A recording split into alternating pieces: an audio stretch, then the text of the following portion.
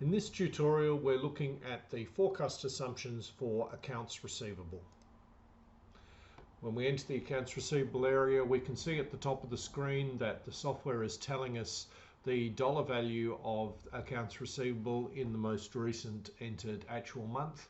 And underneath that, it converts that into a number of days using an algorithm that with accounts receivable is looking at sales of the current month and then working backwards in multiples of 30 days for 4 months and part of 30 days for part months. So for this example where it says 65 days, it is all of the current month of sales, all of the previous month of sales, and 5/30ths of the previous month again.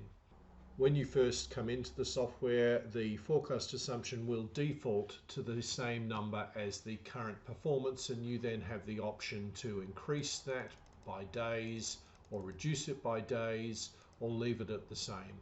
You also have the ability to enter a manual accounts receivable number if you would like, and if you do that, it then back calculates to the days.